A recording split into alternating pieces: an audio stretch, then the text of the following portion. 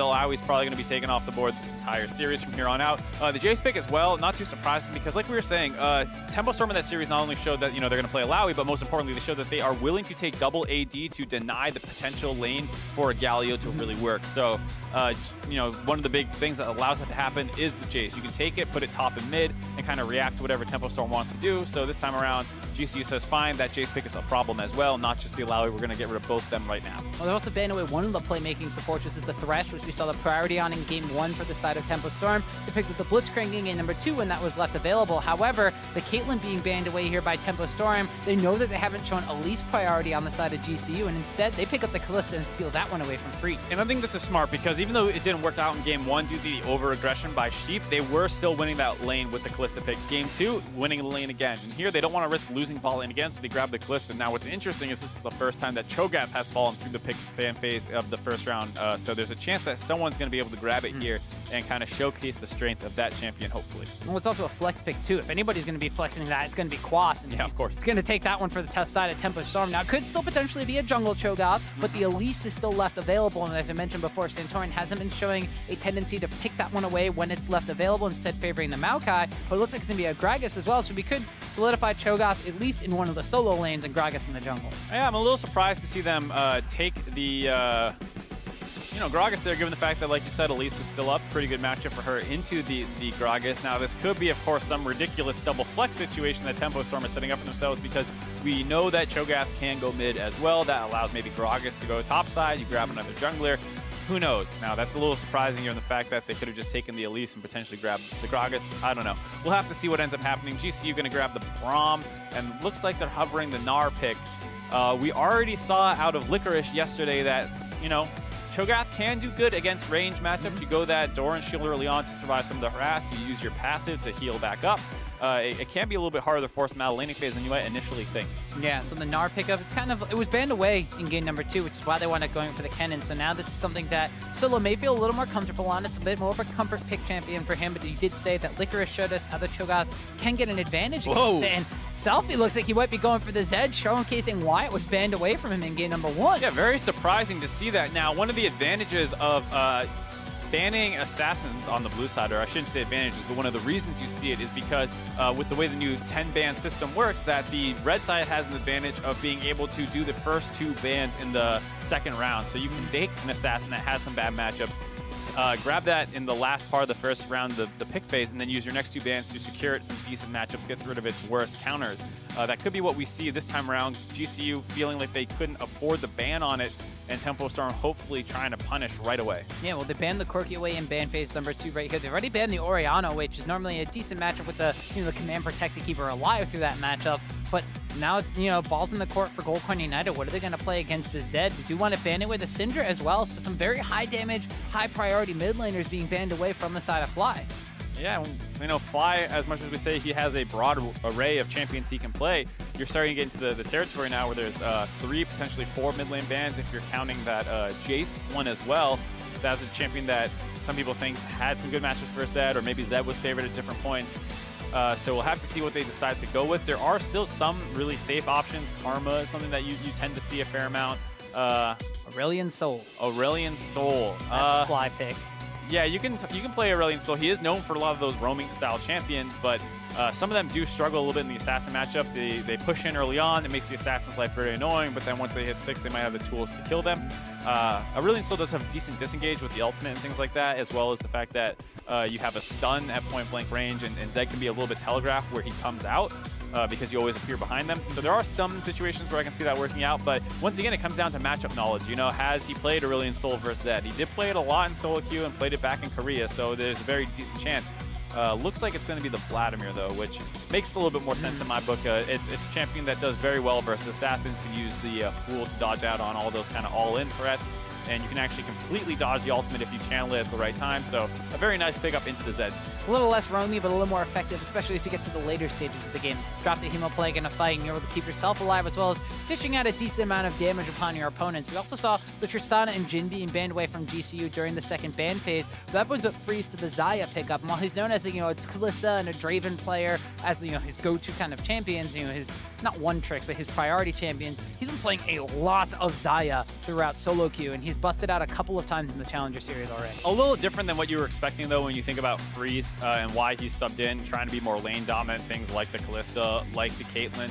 I really do like the double 80 carry ban thrown at him, and even if he is practiced on Xayah, it is still stylistically a very different champion, even if he can execute on it well. So you're kind of limiting one of the things that was working very well for Tempo Storm in the first 2 games here.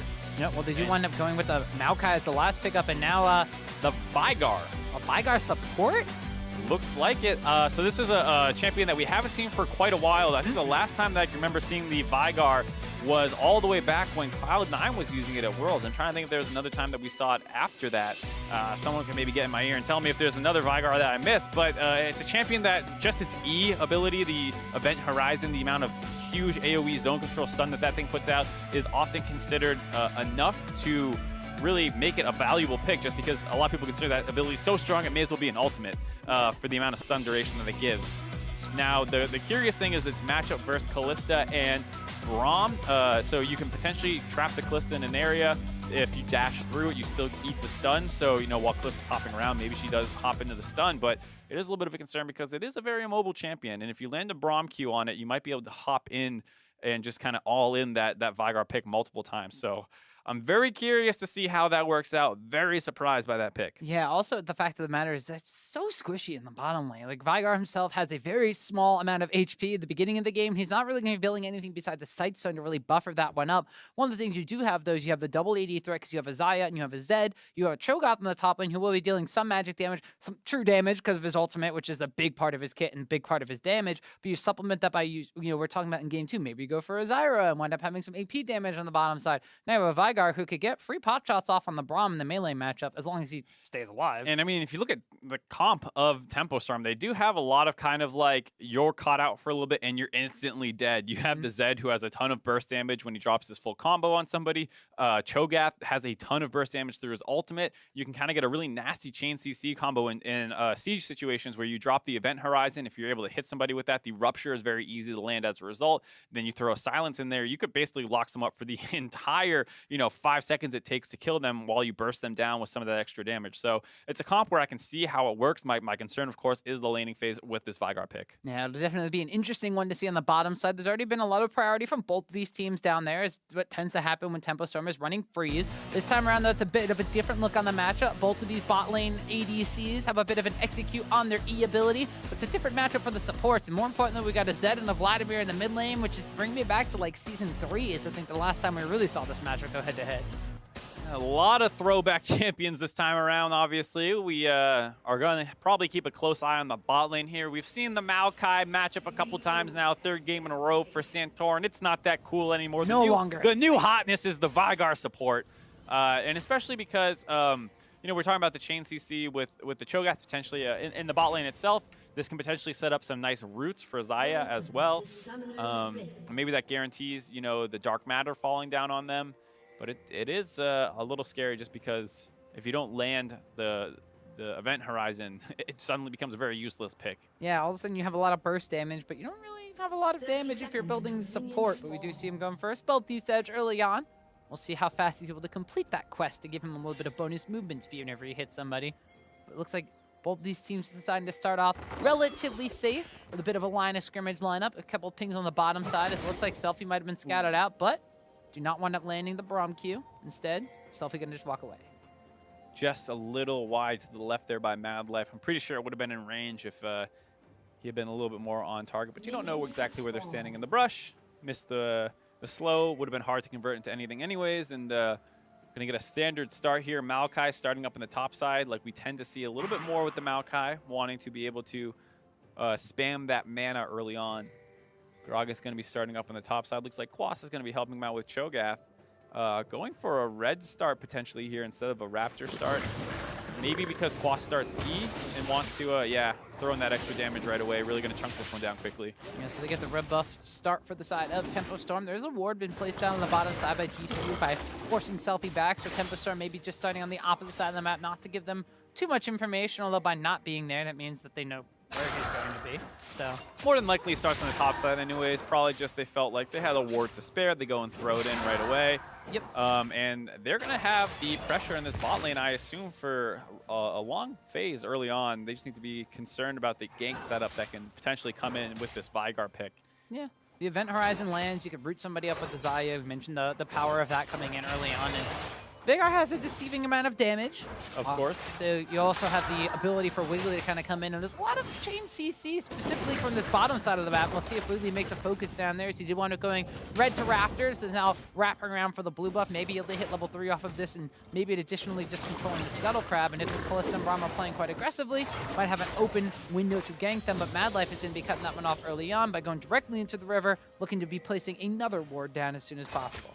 Spots out the Gragas, and another benefit of the clear that's coming in for the Maokai. Last pro play was, it is the Worlds last time we saw it won, but we did see it in the summer of 2016 by the LPL. Basically a full year now since Vygar's been in pro play. I wonder if it was support too last time we saw it in the LPL, because when Cloud9 was busting it out, it was more the mid lane Vygar. I mean, Veigar X was playing Veigar. That's neat. That was Jensen/Incarnation's original name. It was the Veigar god. Now this time around, it's going to be in the hands of Sheep. And we'll see if he's able to utilize this one for potential gank setup, or potential counter gank setup. Here is Santorum once again snuck down into this brush. It's something that GCU's done multiple times with both junglers around this side area. Event Horizon winds up going down, but Santorin's able to wind up getting the lockdown on the Sheep, but in comes Wiggly from the backside, so Santorin's cut off for the rest of his team. Flash Body Slam is going to land on Santorin. The Ignite's ticking down, but the tree's going to fall. First blood goes over to Veigar. There we see the snowball coming in. He's got the double buffs. Really nice idea out of GCU, honestly, where they, once again, Santorin clears down to the bot side, sneaks into the bot lane brush. But the problem is his bot lane ate the double stun that came out of the Vygar pick. And so they wanted to chain CC the Vygar down right away, but he had no follow-up. That puts him slightly out of position as Gragas was wrapping around the same time. That really zones out the bot lane and kind of leaves Santorin out to dry. We'll take another look at it. You ideally want everyone to kind of all in on Sheep at the same time, but this double stun means that there's nothing else coming in to help them out. Now Wiggly is putting enough threat down onto Ricard that they have to look at him. Wiggly changes his targets back onto Santorin. Looks like he's going to be able to get away, but there you see the Q come in from Freeze. That Xayah pick we were talking about if he was going to perform on it. A good start so far. And they've been able to set things up on the bottom side of the map, and Tempo Storm are able to get the first action on that side of the map. You know, the exhaust went down onto Wiggly. Crowd control works just as well through the exhaust with the Flash Body Slam to lock down Santorin. And so now it's going to be advantages for Tempo Storm on the bottom side of the map. When we saw them getting even or slightly ahead in game number 2, it wound up coming out into a victory for them. So Tempo Storm will see if they continue to keep up the pressure on the bottom side. An objective-focused Drake of the Mountain Drake is the first one available. More importantly, there's a blue buff on this Veigar, so I'm sorry, Vygar, who's going to be able to just spam his spells onto his heart's content. Vygar, Tom, I'm not going to correct you. I'm going to keep switching it up then just to keep you on your toes and mainly annoy everybody watching the stream. Go for it. Won't bother me one bit. So one thing that we didn't talk about much is that the mana costs on Vygar are relatively high. And that's something that the blue buff is going to be able to offset pretty nicely. You can throw out that Event Horizon a little bit more often now. Go for more harass than you might normally be able to do. And I won't say I completely know this 2v2 matchup, Tom, and know when the pressure points are, but it is something that, in theory, I would think the Kalista should have an advantage on, but maybe it was swayed early on with that kill. Well, the Kalista has been known to be kind of the bully matchup when she's paired up with something like a playmaking support like the Thresh. Specifically, that 2v2 scenario usually goes in favor of the Kalista matchup. I think she has the Braum to kind of keep herself safe. Of course, later on, it'll be very effective, but looks like the focus now going to be shifted over to this mid lane matchup where Selfie and Fly have been kind of going toe-to-toe for quite some time. Wiggly made his presence known and burned the Ghost away from Fly, but nothing all too much happened. Despite it being a Zed matchup, a lot of the action's happening around the Zed, not because of the Zed yet. And Zed is one of those champions that does want his first item purchase in combination with his level 6 before he starts forcing too much stuff. So Selfie is farmed up evenly, hits that 6. Here we're talking about going for the all-in on Fly. Yeah, the Ignite is down, as is the Hemo Plague, and actually going to pop forward. Selfie drops down fairly low, but he will not wind up going down. Fly's going to evade a lot of the damage because of the Sanguine Pool, but the rest of the teams do show up. Tempo Storm with 2 in the mid lane, and Mad Life coming to protect his mid lane. There you see the fact that Selfie never really could use his ultimate on that all-in attempt just because Fly would have the Sanguine pool to get out of it at any point. So even though he does drop the Ignite on him and get him kind of low, there's no additional burst damage coming in over the top. Fly takes the pool out, does get the ultimate advantage, but he does lose both summoners for it. Fly keeping his flash up. So early aggression from Tempo Storm going slightly in their favor. Selfie is going to want it coming back to lane with the serrated Dirk, whereas a early Seeker's Arm Guard picked up for the side of Vladimir. He needs that extra armor to survive against this lethality-based matchup. And this is a matchup that Fly will get the better of should it go late game. If the Zed is not able to find pickoffs and kind of snowball a little bit, without that teleport, it is a little bit harder to split push in side lanes without ceding objectives. So if Fly can go even, he will have a larger team fight presence, generally speaking. We'll have to see if he's able to actually survive for that long, as Tempo Storm do have small advantages in the beginning of this game, getting them about a 600 gold lead, mainly because of the pressure they've had on the bottom side of the map. They have transitioned that so far into just a single control ward in the bottom side river, as though we see Selfie moving up here. There's a control ward on the top side as well, and this may be opening some opportunities for the Zed to roam. Did ping up there, maybe wanting to collapse onto solo. Quas has done a decent job farming out, is about 10 CS behind at this point, assuming he grabs a couple of these. But you see that sustain coming, getting around 40 on that kill. It does make it a little bit annoying to try and harass him out. Now, the nice thing about Gnar is while he can be a bully in lane, which is very nice against tanks, he also functions as a tank later in the game. So Cho'Gath, as we saw yesterday on full display, is a bit of a beast in the late game. Gnar is somebody that if you find the right opening can get a really nice chain CC combination. And once again, GCU has an extremely beefy front line. Maokai, Braum, and Gnar, as well as this Vladimir pick, are going to have a lot of ways to dive onto the relatively immobile backline of Tempo Storm. Xayah can dodge out on some skills, but that's really her one move to get out of there. Veigar not very mobile. So this could be one of those games where if GCU gets ahead, they kind of steamroll over with the sheer amount of health that their comp will have. Just the fact that they have a better late game team fight than what Tempo Storm is really setting up for. So Tempo Storm has the ability to be annoying with a Zed split push, but you mentioned the Vladimir going even will be able to contend with that in the later stages of the game. Even has the Ghost to get to objective fights a little bit faster than that Zed may be able to do so. But they do end up having one of those, not infinitely scaling champions in the Cho'Gath top lane, but I guess technically the Veigar is a infinitely scaling champion on the bot side. Not when you're not CSing, Tom. I guess when you're, yeah, but they did change it, so whenever you hit a champion with that Q, you're getting some stacks. So it doesn't scale as fast, but it still scales. It's like baby's first NASA stacks. I'm sure we'll check in every now and then on that, hopefully. A little bit early, not even 10 minutes yet. We can ignore it for now. I can only imagine. See a gank coming in the mid lane. Not that many, but Selfie actually getting flashed on there by Santorin. The Shadow is already down. The Hemo Plague is going to pop him, but he's already in the, already in the ultimate there. But Santorin's gonna be able to pick up a kill. And ooh, Pop almost takes down the tree. Yeah, he almost was able to trade that back. If he would have been able to get the ultimate off and potentially dodge out on some more damage coming in from them, as well as drop some more back onto Santorin, might have been able to get that kill. Not quite able to do so, though. Was down his flash. Made him a pretty easy target to go in on.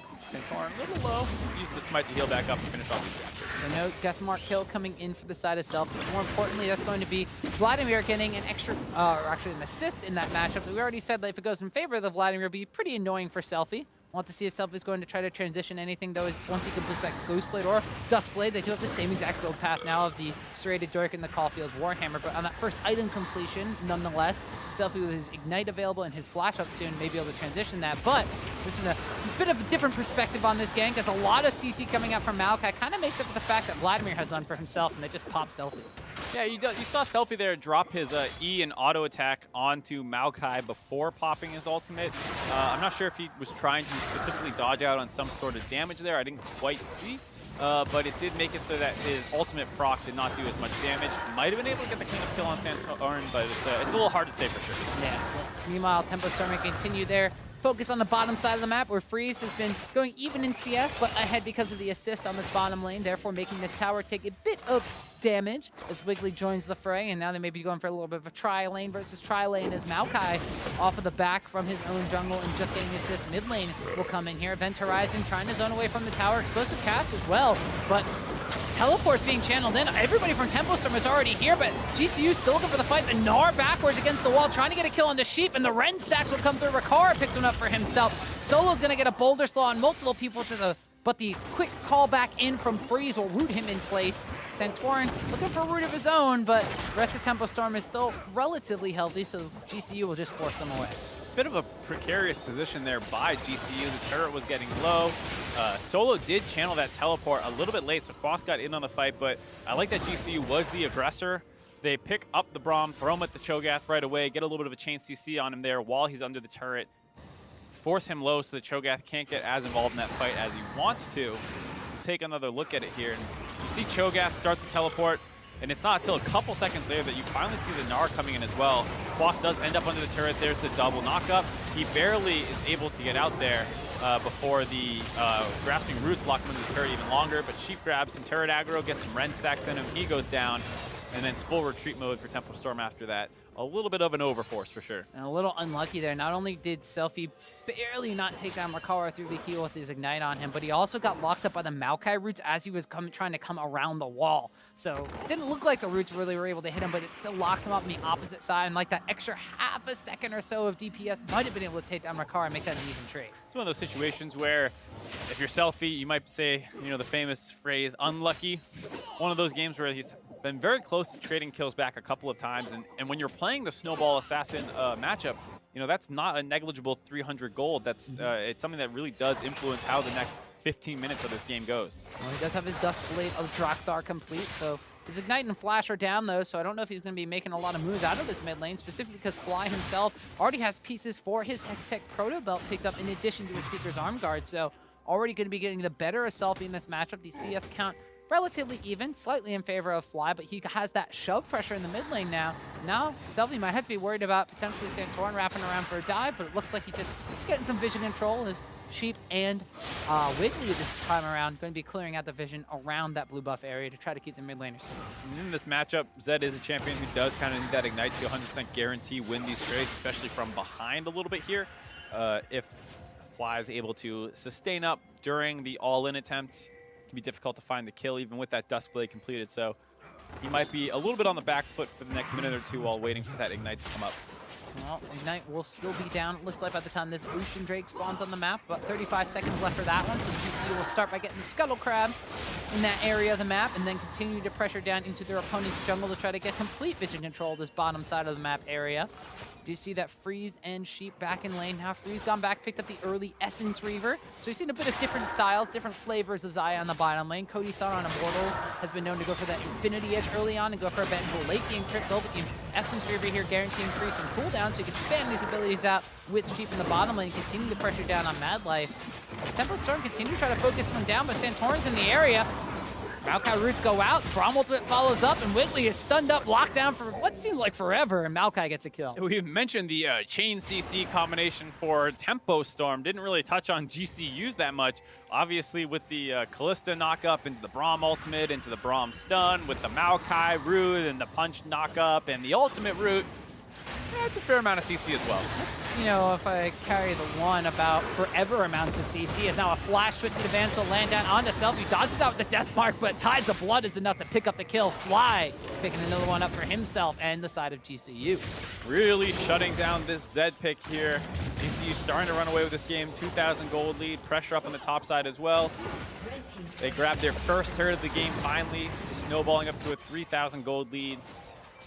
And before Tempo Storm gets this bottom lane tower, so first tower goal going the way of GCU as well as Rakara gets zoned away from this tower. So it was answered by Tempo Storm, but the bonus goal goes over to GCU. Yeah, just a little too late, and this is one of those situations we're talking about GCU's comp potentially outscaling in the 5v5 with all of that frontline potential.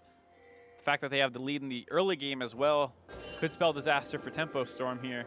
They do still have that split push threat potentially. Gnar, not known as a champion who wants to build armor early on. But that said, the Zed is behind, so he might not be able to win that split push anyways as he once again gets shut down. Yeah, and this is Selfie initiating the fray first, but Santorin had just come up from that bottom side where they were able to turn around to fight in that side. Maybe not necessarily knowing that he was that close or still had his flash available, and Selfie finds himself in a 1v2 situation gone wrong. Yeah, it's pretty nice play by Fly there. You see Selfie trying to dodge out on the Maokai W by proccing his ult onto Fly, and now Fly can dodge out on that as well by using his Sanguine Pool right away, but I think he actually intentionally did not pool to make it so that Selfie actually comes further out away so that way it finishes channeling and then they can kill him. So a little bit of a smart heads-up play there by Fly. Sometimes you just think, oh, I should always dodge the Zed death mark, but they're pulling him a little bit further away from his turret, I believe. So nice little interaction there by Fly. Yeah, so Fly also, with a bit of a heads-up play in his build as well, has finished the Hextech Proto Belt.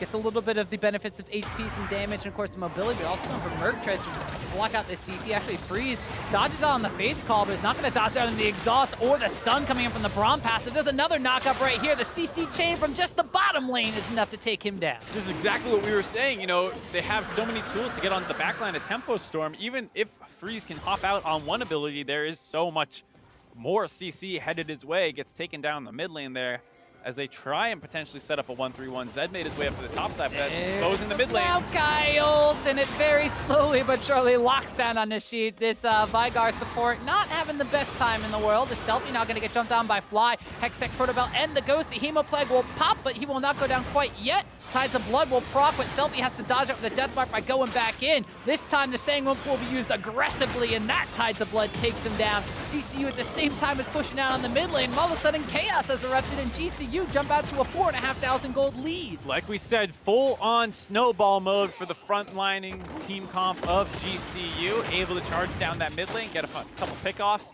Zed overextending in the top lane as a result. No pressure in the mid lane at all. Gets cut off by Fly. Grabs a kill there underneath his second turret in the top side. The outer one's still up. And so Goldcorn United now suddenly find themselves at quite a bit of an advantage, and they're going to transition this over into the Rift Herald because it's still not Baron at this point. We're only 18.5 minutes into the game, so Ricard and Santorin are going to get that one. Fly's actually going to find the top lane tower all for himself as well, and this is looking just like game number one, actually more than game number one, because Goldcorn United are finding themselves at such a huge advantage early on in this game. It's one of those situations where you have to look back at potentially the bans that Tempo Storm threw, as we'll take another quick look at that initiation onto Freeze. Doesn't quite know the, I mean, he knows the Braum is clearing a ward over there, so he should be aware of this potential threat. Does have a nice ultimate to dodge out on the Fate's call, but like we said, lands the slow, gets an exhaust on top of him, a flash follow by Rikara. Seems like Vigar's event horizon was down there. Did not see him throw that out to try and deter the chase coming in from the Callista. Gets a kill. Everyone does not know that Santorin is wrapped around from the backside, and there you see that wide Maokai ult chaining forward, getting another kill, this time on the Sheep. And we did wind up seeing at the same time Quasi able to take down the Ocean Drake, and on the top side of the map, Selfie found himself against a Vladimir as Fly just chased him down. This is what I was trying to get into, is just that you have to look back at the draft a little bit.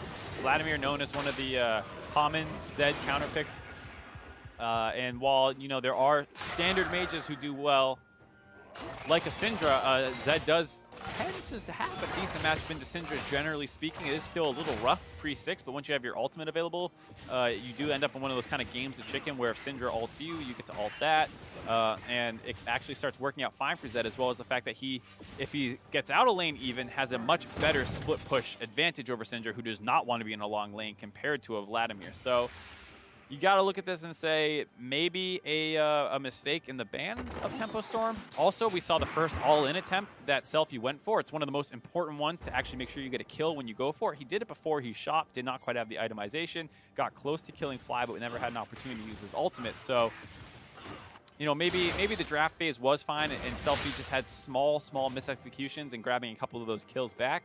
It's hard to say at this point because, like we said, if the snowball comp falls behind against this huge beefcake front line of GCU, it's going to look bad. Yeah, now we see that Selfie can't match up against Fly in the split push situation. They have to send Quas down to that bottom side of the map, and all it took was a little bit of a poke hello from Santorin to make Quas back away from that tower. Now all the outer towers, in addition to that mid lane tier 2, are down for Tempo Storm, so even more gold influx over to the side of GCU. In addition to this, it kind of feels bad if you're Tempo Storm. You put so much focus on the bottom side of the map, not just in the fact you have 2 dragons, you try to get that tower down extremely early, you went for dives on the bottom lane, you wound up getting the first blood kill on that side, onto your support Vygar, but you weren't able to get the first tower trade because that mid lane matchup went in favor of the Vladimir, and you lost out on that first tower. So even though you wind up trading tower for tower, you lost out on the goalie, and then you kind of flounder around the fact that this Vladimir is ahead. Like we said, one of those unlucky games, so to speak. Unlucky indeed. I mean, of course, if you want to play the hypothetical game, you know, it's a very slippery slope argument, because you could say, well, what if during that initial first blood that the Vygar got, they didn't get double stunned by the event horizon, they all, you know, kind of charge forward at the same time and actually kill the Vygar first? You get into this kind of what if situation that's really not worth playing at this point. You have to look and say, well, what can we for sure take away from this game? And if you're on the side of GCU, you're saying, maybe we do leave the Zed up. It didn't look that bad, especially as they're probably going to head on to red side next game. This is interesting. We saw pings going down on the Baron pit as the Rift Herald is being channeled in the mid lane just as a bit of a distraction. Don't know if Herald is still actually alive there and pushing down in the mid lane, but Tempo Storm are just going to contest against this one. Rikara looks like he actually knows the Braum passive proccing onto the Baron. Fly trying to do zone control against Foss on the top side. The rest of Tempo Storm's on the bottom side. Soul looking to transform here. Mac Ultimate's available. Selfie actually taking it back in, but he gets rooted up. All the members on the bottom side. It's Maokai into Nor against the wall, and Callista picks up a double kill. Wiggly's gonna get chased down here by Solo. One wallop stuns him up as Fly goes on a killing spree. That looked great for Tempo Storm at the start. Boss had scared away Fly on the top side. They had all 5 members alive. Tempo Storm had kind of forced GCU into a turn-off situation. A nice event horizon had disengaged. Now Quas the only one left alive. Ooh, he flashed into the pit. He's trying to get the feast steal, but that Baron was not going down very quickly. Just the Callista stacking up on it. Yeah, not able to get that steal. GCU going to grab that Baron, but the big thing is, I don't know why Selfie ended up taking his shadow forward there, putting himself in position to get hit by those Maokai roots, and then they get chain CC'd down. Huge mistake out of him after what was a really nice disengage by that Vygar. I believe, I don't know if he lost track of where his shadow was. We'll take another look at it here. There you see, you know, Fly trying to play zoning duty on Quas, but Fly actually coming out worse for wear from it. Gets dropped down relatively low. They send the Maokai route out, and then the event horizon stops that engage. And then, yeah, Selfie just takes his shadow in, I think, and he gets chain CC'd, instantly popped. That's kind of the go signal for Soul to say, hey, we already won this fight. He hops in as aggressively as possible. Also does get a nice Gnar ultimate off there. You're talking about how he's kind of made his name on this champion. Now Solo feeling confident, wants to get aggressive. It's a little bit too fighty here. Selfie, actually, the teleport was canceled there from Quas, and Mad Life's wrapping around the backside. Selfie might find himself between a rock and an enemy team as he's going to get stunned up. He's going to get rooted up, and Solo takes him down. Yeah, rock in a tree as Maokai wraps around the backside. Good decision actually cancel that teleport. They had one ward in their jungle that saw the wraparound coming, so they, of course, knew, all right, never mind, just leave Selfie to die. He was a little bit too far forward. And this game is all but over for GCU. Not really great tools to come back in this game for Tempo Storm. The Baron in GCU's favor, and it looks like we might be headed for another one of these Challenger Series. We got the Baron, the game is over games. Yeah, we still got 2 minutes left on this Baron buff, but in 12 seconds left on Selfie's Death Timer. Event Horizon stuns up onto Santorin. Quas actually trying to go forward with the Righteous Lord, but the Maokai ultimate slowly but surely will lock him up. Quas is in the back line trying to deal some damage, but he's going to be taken down here. The tree knocks him down as now Mad Life is in the fray as well as Fly. He picks up a kill onto the Vygar. Looks like a shutdown spree comes in onto Santorin from Selfie as he respawns, but the focus has been reshifted by GCU to focus down on that bottom lane tower. The inhibitor will fall shortly after that. Actually, Solo gonna hop his way in as he transforms. Not gonna get the Gnar against the wall though as the flash comes out from Selfie. Zones them away from the inhibitor. And GCU playing the smart objective game instead of going for the end for some reason. Only a 4v3 right now. Gonna back off. Heal up. 25 minutes in. Death timers were still under, 40 seconds or so. We're 25 and a half minutes in. 14 kills to 2. 10,000 gold lead. So here you see a little bit of that CC combination, but the problem is it's onto Santorin. He's a very, very tanky tree at this point. Quas does take a while to get killed off by Freeze, but that's no problem for the side of GCU because they're so tanky. Mad Life is underneath the turret. Santorin's under the turret. Fly's been under the turret this whole time. And eventually, Selfie does respawn, is able to get the shutdown kill on Santorin, who had taken so much focus by Tempo Storm. But that's a pretty bad consolation prize, given the fact that you lost 2 members and an inhibitor for that play. Yeah, now there's still 40 seconds left on this Baron buff, so GCU's had some time to kind of recall, spend their gold, and reset a bit, and we'll have a Baron buff to push up these waves for when they start contesting the other sides of the base from Tempo Storm. You see Gnar going for a Black Cleaver and has already completed his Gargoyle Stone Point this time, so if he wants to jump into the fray, he'll have that one, unlike in Game 1 when he was Jarvan, not have that active ability. See once again the Knight's Vow picked up for Santorin on this Maokai. He also has gone for the Spirit Visage, so he's got a little bit of extra sustain, gonna be helping against kind of, the basically 2.5 AP threat. It Fly's gonna pop the Ghost to keep himself safe in the mid lane, as well as that Sanguine Pool. Has himself a Zanya's Hourglass, completed that, and a Rylai's Crystal Scepter. He's got the chase down potential in any split push situation. Also a little bit of extra HP to keep him alive as GCU will continue to push down on this top side with the remaining 4 members of their team. Hopefully they go for a dive, and there you see it started off. Going to try and zone them away from the turret. If they get CC'd, maybe you try and kill them. Not as effective as I was thinking it might be. Explosive cast used to try to push GCU away from that one, and now a little bit of poke coming through, but GCU did pick up an Ocean Dragon off the back of that fight on the bottom side inhibitor, so they'll be able to regen themselves up slowly but surely. But it'll be just enough time as the super minions have to be dealt with by Quas on the bottom side, and they're just waiting for another minion wave. Yeah, but they do not have the Baron buff on the minion wave anymore. There you see Vigar able to use his Event Horizon to stun up all the minions on it, and then they get to just AoE them down relatively easily. Bit of a tough siege situation here from GCU. Yeah, they actually have the problems that Tempo Storm kind of had in game number 1, where there's a little bit more of a short-range composition. The Callista and the Vladimir are the only ones who could really poke down that tower, and even Gnar even shorter range than that. Yeah, that's why when they use that Maokai ultimate right at the beginning, I thought they were going to go a little bit more aggressive. They don't actually go for the dive. Pretty understandable that they don't want to risk it, but as a result, it does lead to a very slow situation here. Fly is breaking back towards the mid lane here. Maybe they realize that they're going to have a little bit more effectiveness in a 4-1 setup because Super Creeps are doing their job. They take a turret. Super Minions want to take on the towers. Quas is busy away clearing the top lane with the rest of his Tempo Storm buddies. Now Selfie and Sheep going to try to catch on to Fly, who's pushing on this mid lane, but the Maokai ultimates come back up. It's locked down on 4 members of Tempo Storm. The explosive cast knocks the front line back into his own back line, so Wiggly might have not wanted that one. The teleport comes through for Quas, but Gnar already comes into the fray, knocks down the Cho'Gath against his own base wall. The knockup coming in, the CC chain from the bot lane does it again on 3 members of Tempo Storm, and GCU are going to be diving through the base this time, Mark. They're going to wind up getting 4 kills as a flash forward by Solo will secure the last one on a double kill. Even though Quas is alive, his base won't be for very long. Looks like GCU's taking a 2-1 lead in this best of 5. That's the aggressive dive we're looking for with this extremely tanky team comp on the side of GCU. They melt the turret down as Santorin drops his ultimate. They kill all members of Tempo Storm except for Quas, who is left alive by himself. He finds a shutdown onto Solo, getting a little bit of retribution, handing him a death, but he will die as well. That completes the ace and the game for GCU, heading up 2-1 in the semifinal.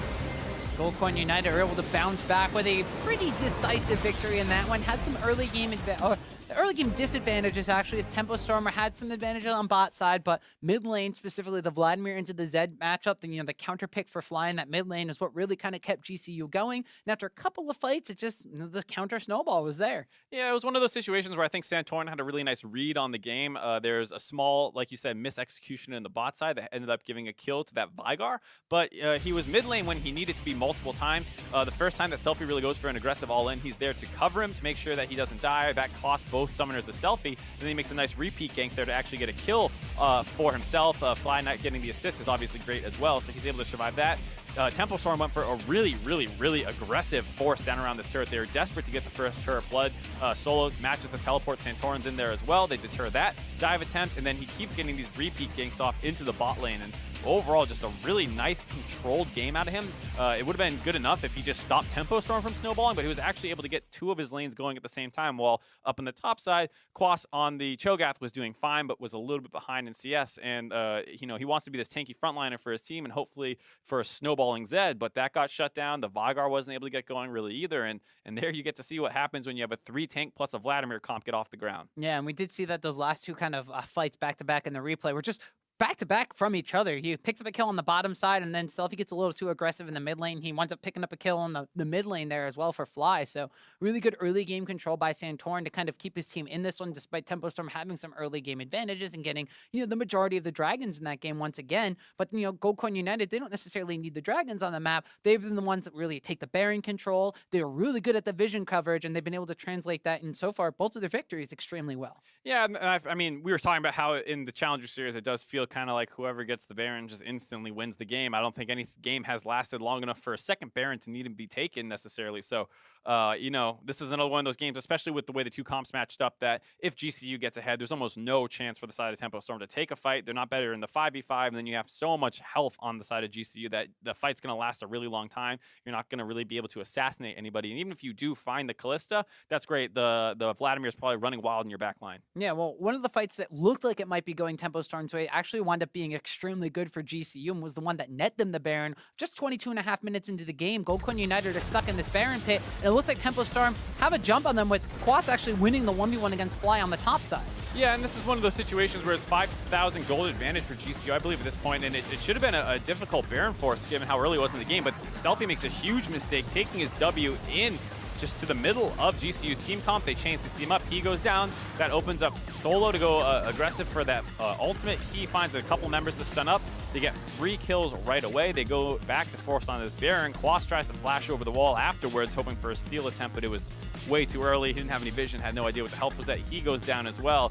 And a really clean snowball on the side of GCU. That's the kind of goal graph you want to see for your team, just slowly increasing over time.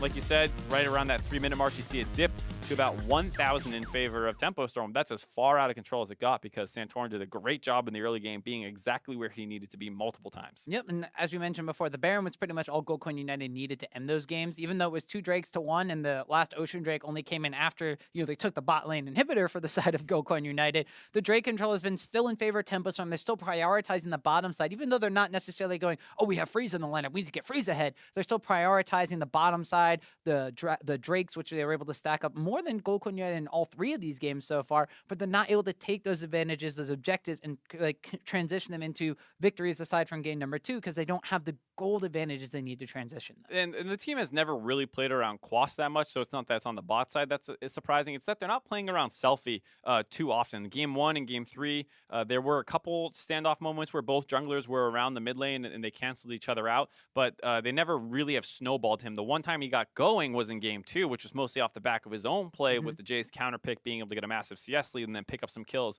on other members. But there hasn't been too many gank attempts in the mid lane. That might be something they want to look at. Maybe they say, you know, the bot side focus isn't exactly working out. Santorin keeps being down there. Once again, this time it was another, you know, match counter gank by Santorin. It was just that the Vygar pick threw them for a loop, was able to get a really nice double stun that stopped that counter gank from working out. So it is a bit of a scary situation here if you're Tempo Storm, because the Zed pick didn't work out. The Cho'Gath pick did not super work out either. And now you're in this position where heading into blue side, I think GC has a pretty good read on them. Yeah, well, now you have the opportunity to potentially ban that Nara wave, which is something Solo was doing very well against the Cho'Gath, and it didn't completely crush the lane, but did way better than the Kennen did into the melee Alawi matchup, and had way more of an impact in the later game team fights as well. So, you know, the best part you did say about this best of 5 series, you have the ability to kind of feel out not only what your opponents are prioritizing in champion select and different pick and ban phases, but also the ability to evaluate what is working and not working for you. So the Cho'Gath pickup, like you said, didn't necessarily fall flat. It didn't necessarily win them the game like they wanted to, but maybe in combination with the Zed, with the Veigar on the bottom side of the map, maybe just a little bit too much Quas in a team with Quas on it.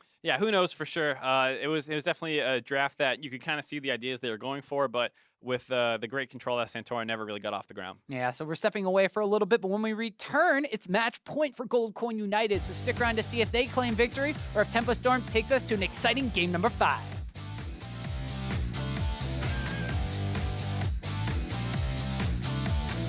Black Body Slam is going to land on Santorin. The Ignite's ticking down, but the tree's going to fall. Teleport's being channeled in. Everybody from Tempo Storm is already here, but GCU still looking for the fight. The Gnar backwards against the wall, trying to get a kill on the Sheep. Now a flash switch to advance will land down onto Selfie. Dodges out with the Death Mark, but Tides of Blood is enough to pick up the kill. Selfie has to dodge up with the Death Mark by going back in. This time the Sanguine will be used aggressively, and that Tides of Blood takes him down. He gets rooted up. All the members on the bottom side. It's Valkai into Gnar against the wall, and Callista picks up a double kill. Wiggly's gonna get chased down here by Solo. The knockup coming in. The CC chain from the bot lane does it again on 3 members of Tempo Storm. And GCU are going to be diving through the base this time, Mark.